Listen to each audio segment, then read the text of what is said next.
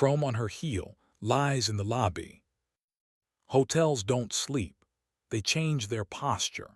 When the last convention badge is dropped into a trash can and the lobby piano gives up its final agreeable chord, the building switches languages. Day speaks in rolling suitcases and printed confirmations, in the apology of a front desk smile that can't move a checkout time and tries anyway.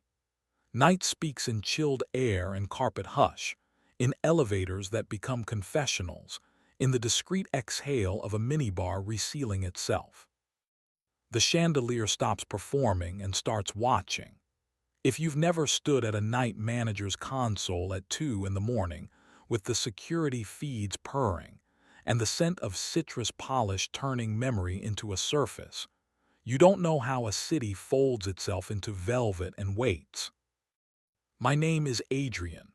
I am the night manager at the Delphine, the downtown hotel whose lobby smells like an expensive promise and whose bellcaps know the names of dogs. On my belt, a ring of master keys that opens only what I can live with, a radio that makes my voice sound more certain than my bones, a pen that has signed enough incident reports to be a witness. In front of me, a dozen screens, elevators, loading dock, service corridors, a board of blinking green that tells me whether we can afford to be calm, a ledger where I write small truths in narrow letters. I can tell by the sound an elevator makes if it's being asked to forgive a late-night romance. I can read a guest by the way they ask for ice. I know from the smear of a fingerprint on a brass rail which hand shook when it shouldn't have and why. Nadine, my wife, then curated evenings that taught champagne the difference between noise and applause. She was our events director, the woman you called when you wanted a fundraiser to look like patience and taste like forgiveness. She wore a thin anklet under her left stocking, silver and disobedient, a secret ribbon my mouth could find if my credentials were current. On Wednesdays, when our orbits permitted, she'd badge through the staff entrance and arrive at my desk like a soft instruction. She'd sit on the corner of my console, knee grazing my thigh, heel pressing a whisper into the metal. Two fingers would slip into my belt under the pretense of rescuing a loose thread. I would put my mouth in the little notch below her collarbone, where a voice prepares to tell the truth, and breathe until her shoulders change professions. We were careful. Cameras keep longer truths than vows. Brass remembers the heat of a hand like a diary no one admits they keep. The first sign did not stand up. At 0122, the keycard log coughed a small strange. Suite 1907, door held 3S, no read. At 0124, elevator 3 stopped between floors for the length of a kiss, and then decided to believe in gravity again. At 0127, housekeeping inventory recorded 2 champagne splits going out without a sale, and 1 bottle of club soda coming back like an alibi that didn't ask for forgiveness. At 0131, I noticed a ring, thin, peppermint red, on the rim of a flute drying upside down in the staff kitchen, a mouth print you could sketch with a pencil. Nadine tastes like fig and a violet liqueur she once brought me to teach me something. Peppermint belongs to someone else's camera. 2 nights later, the same minute pressed 2 cool fingers into the back of my neck. Door held 4S, the corridor camera, outside 1907, blinked and recovered like an I-2 near a mirror. On the carpet by the service lift, a single sequin crouched in the pattern, its own tiny astronomy. Sequins are not part of our uniform. They arrive wrapped in the kind of permission that mistakes hospitality for consent. I'm not a cop. I'm a custodian of sleep and invoices. But I believe in traces. In the security drawer, we keep a bottle of UV developer for safety training with new hires, the gentle light that says your hands confess even if you don't. That night, I drew invisible crescents under the knob of 1907, along the brass of the service stair railing where a steadying hand might press, and around the backside of the thermostat in the private corridor leading to the penthouse. right where an impatient thumb would land. I knotted a single filament of fishing line across the staff door into the sky bridge, a truth thin enough to fall and curl when it met a body. Then I looked at myself in the black glass of a dark monitor and smiled the way a man smiles when he already knows which drawer of himself he will not open tonight. Nadine came later, mouth amber, dress choosing its own arguments. She sipped the terrible coffee our machine calls generous and pressed her palm onto my sternum as if it were an elevator panel with only one destination. "Your lobby flirts," she said, not looking at me but at the revolving door reflecting itself. "It dreams," I said. "I heard it into sleep with procedures." My hand found the side of her throat. Hello, not proof. She softened like a plan that has decided to stop performing and begin. "We should have it," she said. "The conversation," I said, because nomming something keeps it from clawing the upholstery. "Open." She placed the word between us like a glass we were both going to be careful with. "Not chaos, not cruelty. No one from your team. No one who signs my checks. We say it before, not after. Protection is not optional. We come first. Our bed is a border. The Delphine," her eyes moved through the fixed lens of a camera, "is sanctuary." I made a joke about being the sacristan of chrome and carpet. Her mouth absolved me without paperwork. We signed in skin. We meant it until we didn't. Morning returned the filament to me like a small, exhausted animal. Under UV, the crescents smiled where they should not have: door, rail, thermostat, the intimate map of someone else's night. Under the rim of the minibar cart on 19, an earbud tip slept, clear, disposable, for men who mistake soundproofing for secrecy. Nadine's hair is governed by matte pins and discipline. This was the brightness of a life lived in selfies.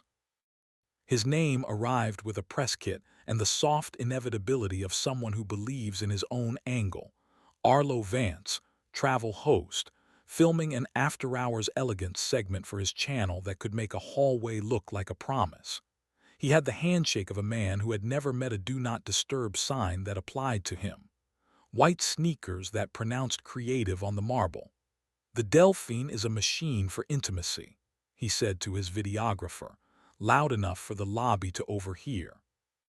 His eyes measured the distance between the revolving door and the private elevator, between the camera and whatever makes a human forget the world. At home, the kettle made the song it always makes. Our kitchen table had the grammar of a cutting board. Nadine spread her fingers like a rigging plot. "I used the word," she said. She didn't shrink. "I wasn't supposed to bring that into your walls. I won't again. Not here." "What time?" I asked, as if a clock could wash a hand. "It isn't the hour that cleans it," she said, and I loved and disliked her for rightness. We lived 3 weeks like citizens of a border where the customs agents are gentle and the smugglers honest. She told me before. I put the bottle of light back in the drawer with the other things that make children behave and adults reconsider. Arlo flowed through the nights like cologne, obvious in person, invisible on the feed, videographer in tow, generosity on hire purchase. The lobby breathed its quiet, carpeted breathing. Our pact looked like a bridge you could trust. Thursday insists on being itself. Door held. 5S elevator 3 lingered between floors with what I can only call theatricality. In the staff pantry, a flute dried with a peppermint ring neat as a signature. On a camera angle I hardly use, a silhouette paused to retie a shoelace, the move of a man who hopes posterity is looking. I did not call loss prevention to stage a morality play. I watched the desk. I checked on a crying guest without needing to know why. I wrote a note about a fire door that sticks when the weather is humid and promised the door I would remember it. I told my anger to sit like a dog I did not choose, and it sat, more or less. We separated in the honest way.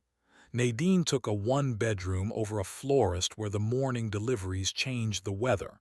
She took the singing kettle. I kept my chipped mug, my keys that know my steps, the lobby's habit of forgiving. "Hate me clean," she said. "If you can't, file me under something you don't open often."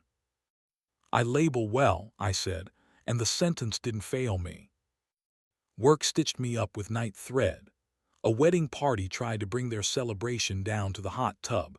I escorted the noise back upstairs with a smile that meant tomorrow you'll thank me. A man in a suit cried into his phone at the far end of the bar. I asked the bartender to pretend he wasn't there and to feed him water between apologies.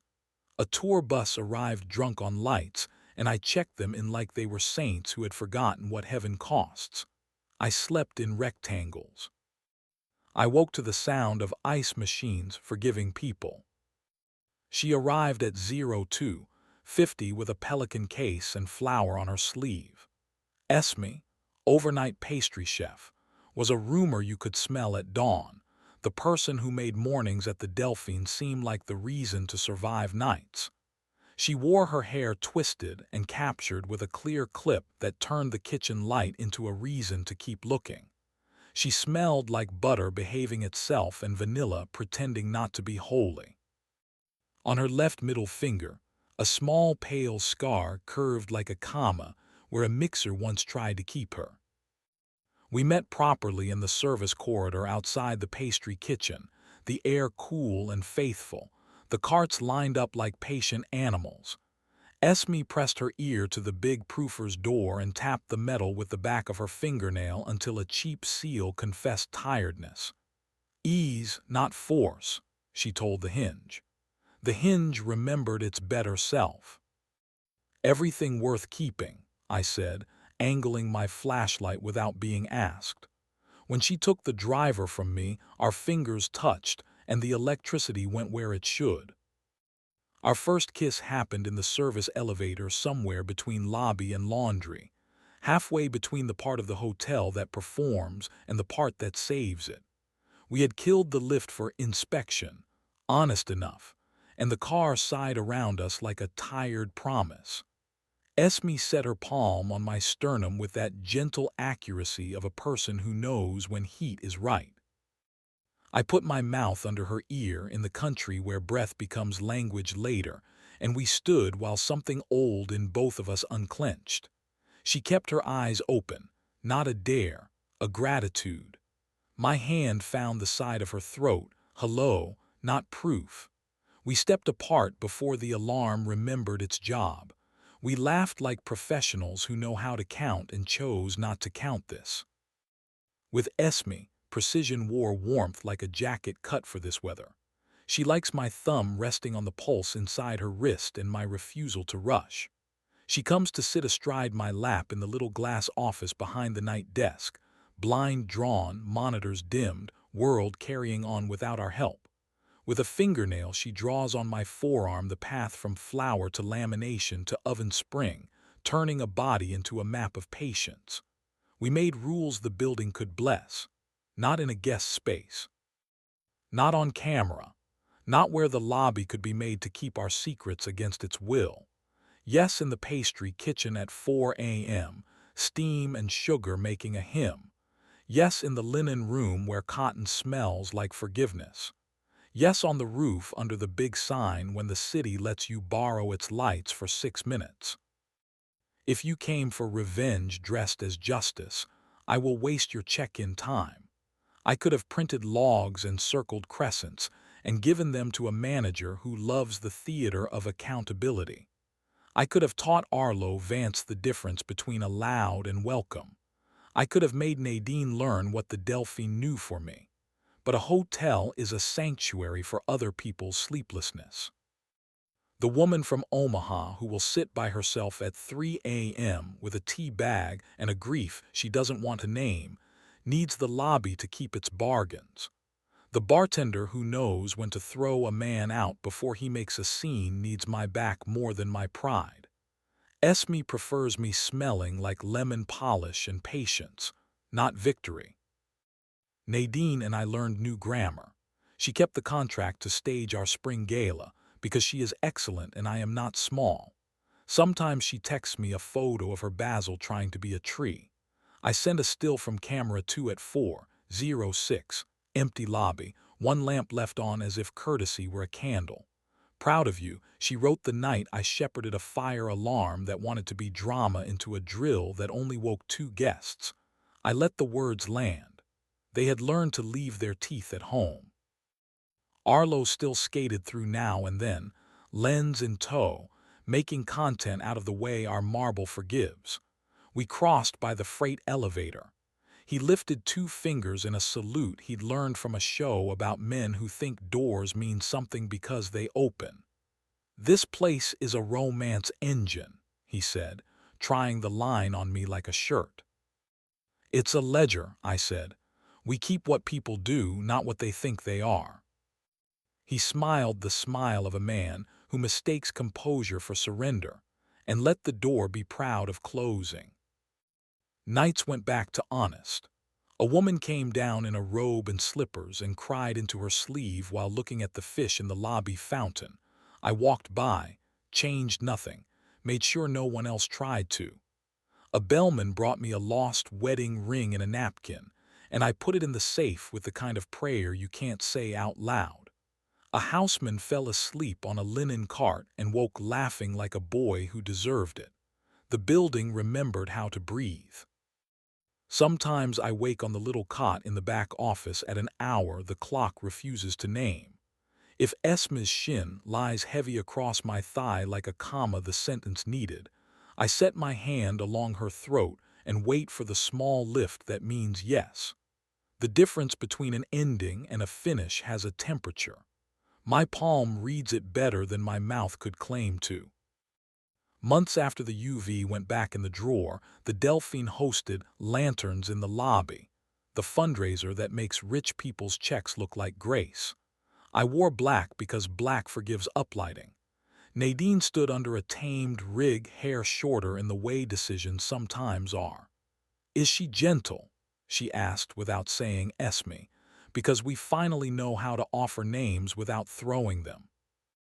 "She's exact," I said. "It's my religion's word for good, tenderness with a manual." "Be kind," she said, "not a blessing, an instruction." We touched glasses of water because water keeps your hands honest, and the champagne was busy elsewhere. Near the fountain, Arlo told a circle that hotels are mirrors for our better selves. They gave him attention like a tip. Let him have it. I had a door to lock, a night audit to bless, a woman to meet in a kitchen that smelled like morning deciding who to forgive first. Hotels don't do morals. They do occupancy and tolerances and 1,000 rituals designed to keep strangers from breaking against each other. To the new night auditor who will slip into my office at a savage hour with eyes too awake and ask what to do with the part of the job that isn't in the SOP, I will say what I say to myself when my pride asks for a stage. Log it, breathe, decide. Keep the sanctuary sacred. Don't use the lobby to carry your grievance. Keep evidence if you must. Refuse the robe. Remember the woman with the tea bag. She will not wait for you to forgive anyone before she needs the room to hold still. Before dawn, I take my last round like a hymn you learn with your feet. I run my palm along the brass of the revolving door like I'm petting an old dog who forgives slowness. "All green," I tell the radio, which is another word for the center of my chest. The small lights give me their small, honest truths. I silence things in the right order. I turn a key. The profession folded into one faithful click and step into the kitchen.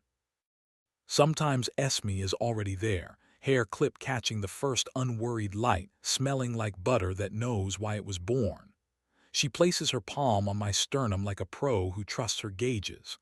I put my mouth under her ear where breath remembers language.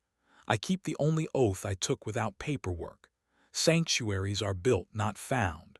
Love is a maintenance log. I won't use this hotel to stage my revenge. If the log coughs again at 01:22, I will see it. I will choose a drawer. The one with powder or the one where patience sleeps, neat as folded linen? Lately I open, look close, and choose patience. It looks good on chrome. It holds me upright. And when the breakfast crew rattles in and the lobby piano practices its manners, I go back to the desk with sugar on my tongue, Esma's hand in mine, and the quiet certainty that tonight I carried the truth at the right speed.